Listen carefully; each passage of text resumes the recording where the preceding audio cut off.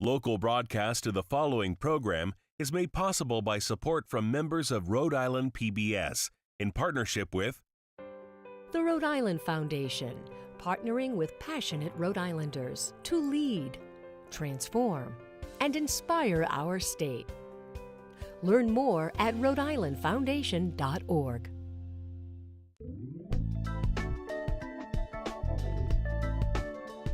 Welcome to another segment of In Another Opinion, a public information program where our discussions are focused on the community's of color in the state of Rhode Island. I'm your host, Peter Wells. Today's guests are ALINE BINYUNGU and Clement Shabani. Yes. I got those names correct. Correct. Yeah. Husband and wife and co-founders of the Women's Refugee Care. Mm-hmm. How long has Women's Refugee Care been in Rhode Island? Women's Refugee Care was founded in 2015, so now it's about 3 to 4 years. And for the benefit of our viewers, I'm going to show a video that appears on your website that talks about what the Women's Refugee Care is all about and the programs that you offer.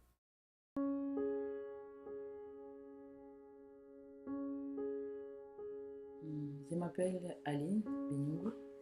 Je suis originaire du Congo, de la République démocratique du Congo, Kinshasa. Avec mon mari, nous avions créé une organisation dénommée Women's Refugee Care. Quand on est arrivé ici aux États-Unis, c'était vraiment difficile de s'adapter à la vie ici. Nous sommes Congolais, nous sommes venus comme réfugiés. Nous avions quitté notre pays parce que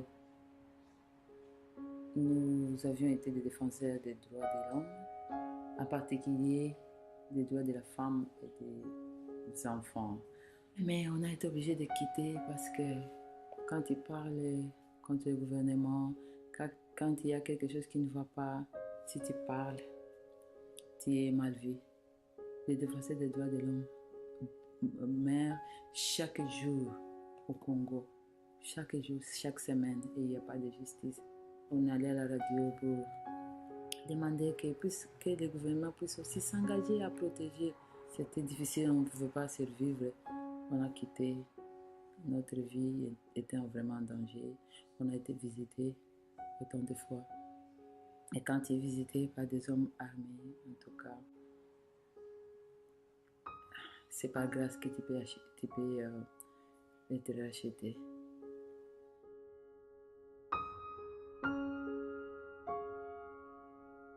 On a eu la chance d'être venu ici aux États-Unis. Et c'est comme ça donc qu'on a quitté notre pays. On est venu comme réfugiés.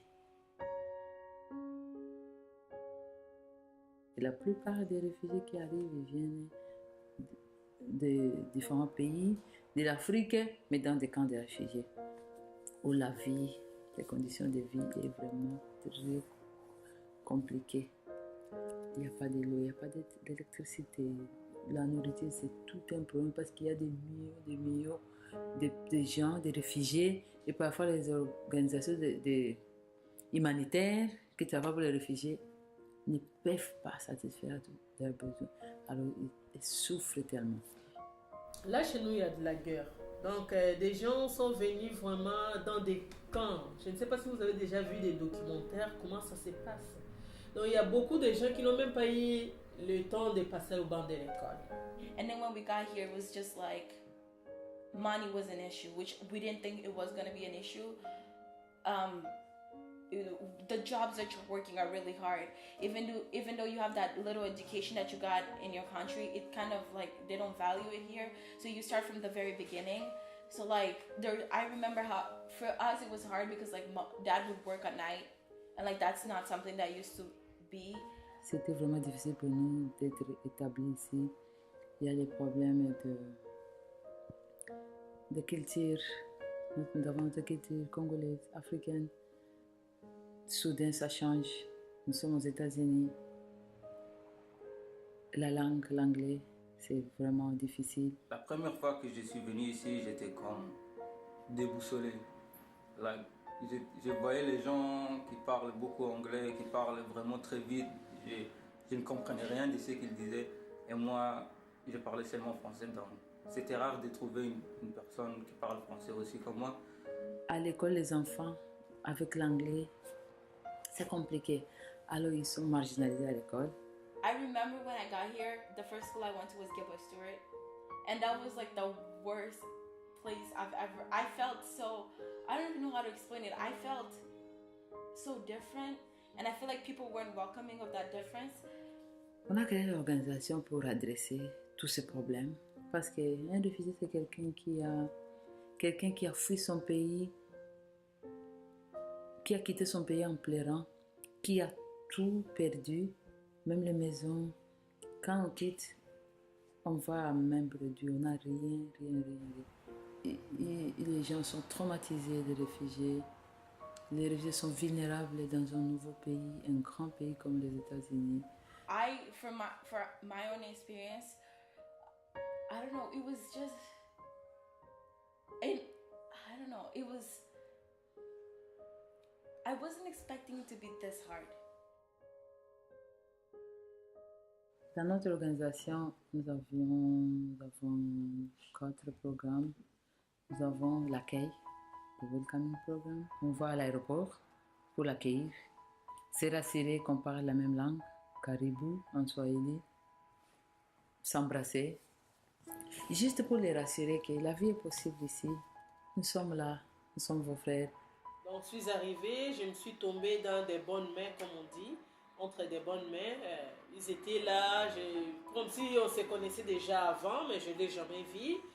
Il fait très froid ici. Et quand il y a une famille qui arrive, ils tremblent à l'aéroport. Mais quand ils vont nous voir bien vêtus, comme en hiver, souriants, on les accueille, on les embrasse, ça donne de l'espoir. Oh, ils sont chez nous, ils sont bien, on peut se vivre ici. À la maison, on prépare déjà la nourriture culturelle. Et après, on fait des visites à domicile pour se rassurer comment ils sont établis petit à petit. On peut voir à leurs petits besoins, s'ils ont besoin de quelque chose, on donne. Et ils ne m'ont pas abandonné, c'est pas seulement ils m'ont déposé chez moi et puis ils sont partis. Non, après une semaine, ils sont revenus avec son mari. On les aide à connaître les milieux, le bureau de l'installation, leur maison, notre bureau, leur maison, les bus. Alors, on essaie d'être ensemble. Le week-end, on organise, on est ensemble. Parfois, ils n'ont pas d'habits. On prévoit des habits pour le froid, des habits pour les enfants. Nous avons aussi le mentoring programme. On essaie de trouver des locaux, des Américains, des familles américaines qui ont la bonne volonté d'être les premiers amis des nouvelles familles. Alors, ces Américains nous aident avec des visites, des promenades avec les familles, leur montrer des places importantes. Nos enfants puissent avoir l'occasion de jouer, de connaître des enfants américains, ça fait du bien. J'ai rencontré Addison, Cathy, beaucoup de gens qui m'ont vraiment aidé, qui sont aujourd'hui avec moi, qui m'ont vraiment donné du courage d'aller de l'avant, à s'intégrer vraiment très bien dans ce système-là. Il y a aussi le Women Support Group. Tellement que les femmes ont toujours des problèmes de s'établir ici. Chez nous, la femme est totalement dépendante de l'homme. L'homme, c'est le chef du ménage. Ici, une fois la femme est autonome, la femme peut travailler, peut gagner de l'argent. Quand tu arrives ici, on n'a pas la garderie d'enfants, les femmes sont à la maison. Elles ne sortent pas, il n'y a pas moyen de travailler. Elles ne connaissent pas l'anglais. C'est difficile. On se retrouve une fois par mois pour juste parler de nos problèmes, partager et voir comment on peut rebâtir notre vie petit à petit. On invite des experts pour que les enfants puissent se sentir dans les climats où ils peuvent aussi apprendre l'anglais, étudier et réussir, contribuer à la société américaine. Je veux étudier le droit, je veux être juge. On a besoin de beaucoup des hommes justes. Et même pour la société, les sociétés africaines, le Congo, le Burundi, le Rwanda.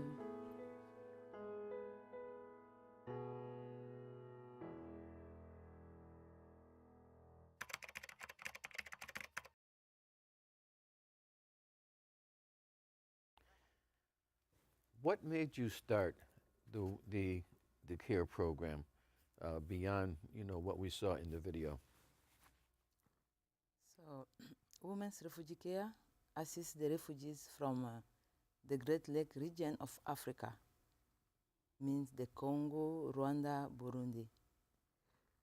We started this because we came as a refugee in Rhode Island, and we know how it's hard to be new in a new country. And we decided to start helping our fellow refugees when they come because they face tremendous challenges. And we say that once there is families coming from our regions, Yes. we will do our best to provide a warm welcoming when they come. So we go to the airport to make sure we welcome them. Mm-hmm. We say karibu, bienvenue. Karibu, karibu. Yes, we cook the cultural food because most of them, they come from the refugee camps, and it's a celebration because they need to rebuild their life. It's a new life starting. We celebrate, we go to their home. Mm-hmm. We talk about our history, and we rejoice. Well, speaking of history, now you're from the Congo. Yes. And we were talking earlier that there are many tribes in the Congo, and what is represented here in Rhode Island? Would you say the number of tribes here from the Congo? Mm-hmm. How many would you say? So the tribes that are represented here in Rhode Island, most of them, they just come from the eastern part of the Congo, Mm-hmm. and where we speak much Swahili. But instead of that, there is also some people who speak Lingala and Chiluba. And we are united in French because French is like an official language in the Congo. And as Women's Refugee Care assists not only refugees from the Congo, we have also some refugees coming from Rwanda and Burundi. So we have also the Rwanda and Kirundi speaking languages in Women's Refugee Care. So let me ask you about Women's Refugee Care. Can anyone come to the program from Africa, or is it specifically people from the Congo? So anyone can benefit with our services, but we focus first with the people from the Congo, Rwanda, and Burundi.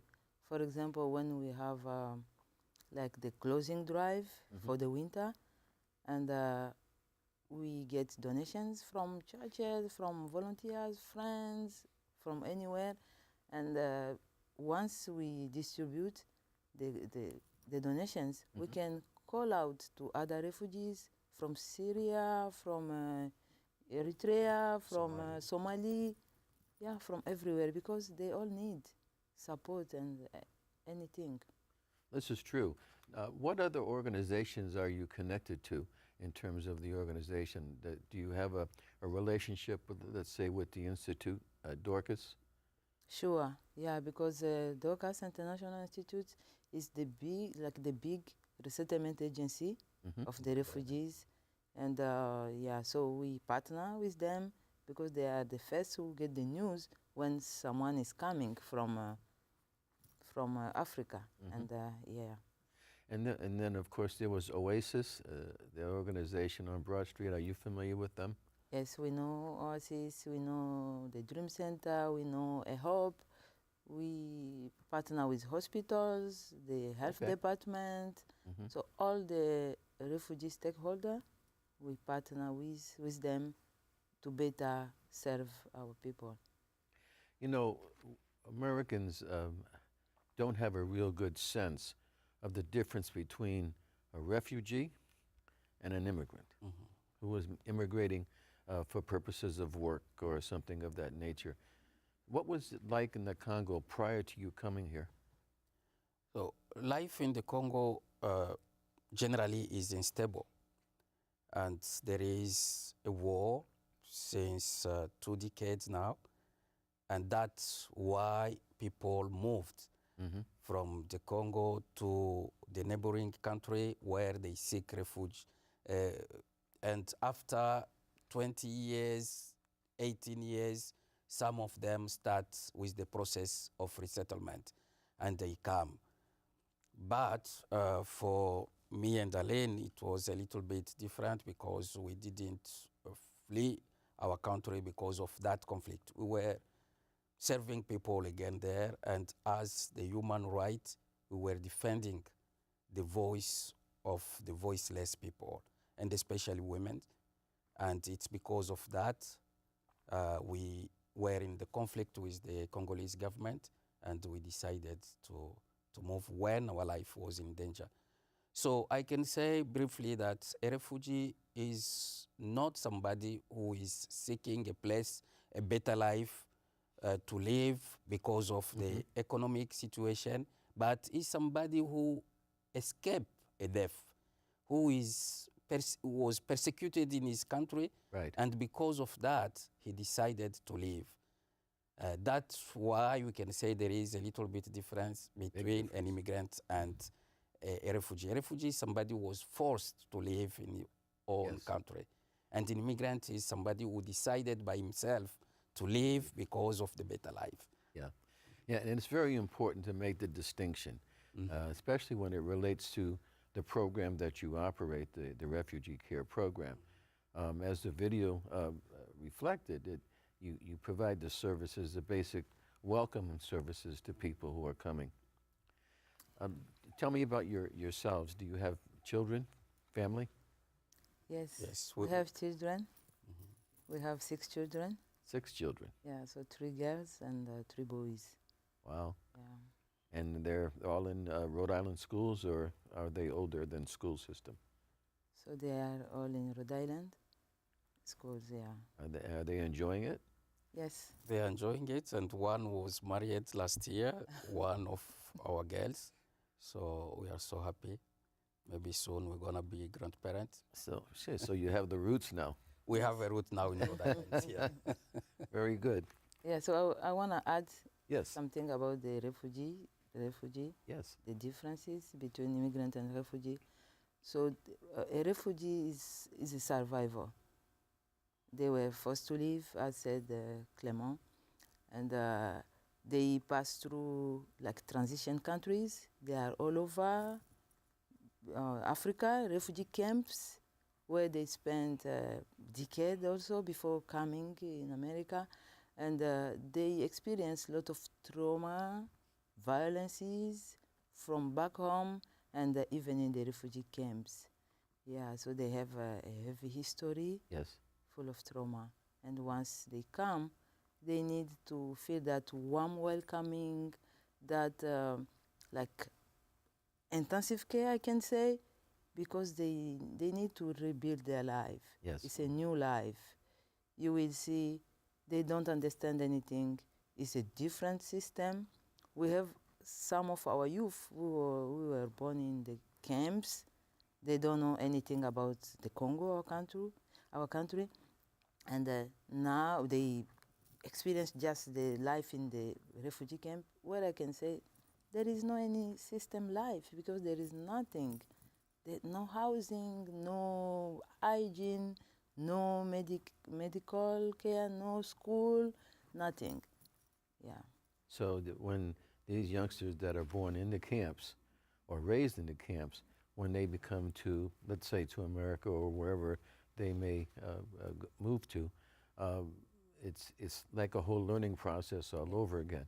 So they would have to learn about their country Yes. from you, Yes.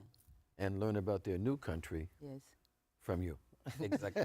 And from the Americans. Yes. Yes. Yes. So that's why we have that education program where we are trying to be like a bridge between families and the school system in America.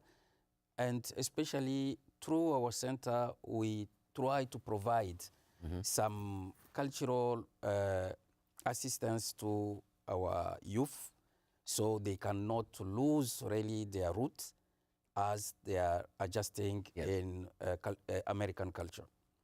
How many families or groups would you say that you're working with now at the Women's Refugee Care? So we work with more than 50 families now. More than 50 families. So 200 and more souls that we serve. Because of children and so on. Yes. How many people on your staff work with you, to work with all these people? So we still struggling with the staff because we don't have funding. We have like 3 staff. Volunteers? Well, 3 staff and 5 volunteers, like active, and a bunch of volunteers. Because we have also mentors of families. Yes. Yeah. So and the mentorship program works? Yes, we have a mentorship program, as you saw in the video. We pair, support the families, the new families, with some local, just to help them, showing them around, providing the cultural orientation about the new life system, to be the first friend of families, showing them that welcoming and a kind of guidance. Yes. Yeah. Well, how many languages would you say are spoken at the care, at Women's Refugee Care? Is it mostly the English and French and the Swahili?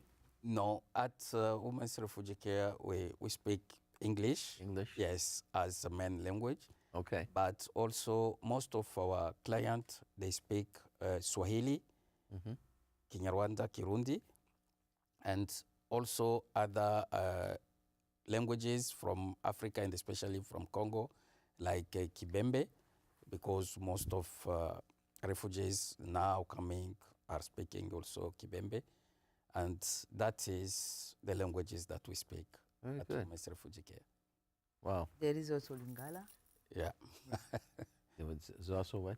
Lingala. Lingala. Yes.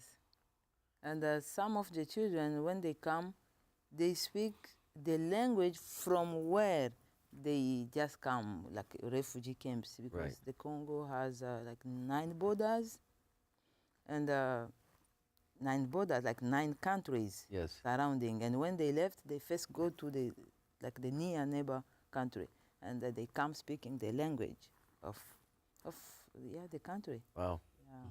So it's kind of confusing the first year. It is. I can imagine, especially for youngsters who grew up with one language and not knowing, let's say, French, and they come here and all of a sudden they have to learn this English language in order to survive here. Yeah. It's very, I can imagine what this was like hundreds of years ago when Africans were brought here by the Portuguese and by the British to work, not knowing languages from one tribe to another, and being able to mesh. Yeah, that's why people struggle a lot the first year. Even the children are the one who pick the language the first, but still they struggle in school with the English. It takes them years to get the English. Yeah, so in that order, we partner with schools, the Providence district, to teach them a little bit about the refugee background, how they can be patient with those refugee children, to help them with the ESL, like languages like Lana, and to see how they can be supportive in order for those children to succeed. Yes. And to be successful and a productive member in the American society. Well, you know, we were talking in the green one before we came out, and for the benefit of our viewers, you were telling me the size of Congo, that there are 350 tribes, roughly? Yes. In the Congo, each with its own language? Yes. Yeah. So the Congo is a huge country, and as we were talking before, we have 350 tribes, and each speak its own language. And I think that the idea of the Belgium, when they came in the Congo to colonize, they were like confused. They didn't know what to do to communicate with the population. Yes. So they imposed French first for the whole Congo. That was a language and still the language that they teach at school. Common language, yeah, right. For the common language where we can communicate.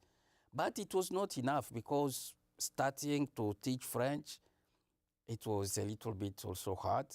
So they divided in 4 parts, the north, south, east, and west, the common language that they can speak. And they took in the eastern part, the Swahili. Okay. So all people from the east, they can speak Swahili. People from the west, some they speak Lingala and Kikongo. And in the center, there is those who speak Chiluba. So instead of the French, we have 4 national languages that we call Swahili, Understood. Chiluba, Kikongo, and Lingala. Now, I understand that the two of you do some interpreting here in Rhode Island. Yes. Medical interpreting, I think yes. You mentioned. Sure. Is that at Rhode Island Hospital, or? Yes, it's with Rhode Island Hospital and Miriam Hospital. Okay. And we interpret French as well, and Swahili. Yeah, and myself, I study in Rwanda, and I speak Kinyarwanda too. Okay. Because Kinyarwanda and Kirundi, there is some similarities, and I understand all those languages too. And we do that interpreting because when there is new families coming, they go through different medical appointments. Yes. Yeah, so that is the law. So to make sure they are healthy, and so we provide that services to make sure they can get the treatment, the medical care they need. And also we are like a bridge, because the medical system in the Congo is totally different. Right. Yeah, with the medical system in America. We try to understand ourselves. Yes. And to help our fellow refugees to understand. Yeah. This is fascinating conversation, and it's wonderful work that you've undertaken. We've actually run out of time. This show is a very short time. We'll have to have you come back at some other time to talk more about the Women's Refugee Care Program. I'd like to thank today's guests, ALINE BINYUNGU and Clement Shabani. And for you, the viewers, for tuning in to another segment of In Another Opinion. A special thanks to PBS for making this program possible. I'm your host, Peter Wells. Follow us on Facebook and Twitter at IA Opinion. And have a great day.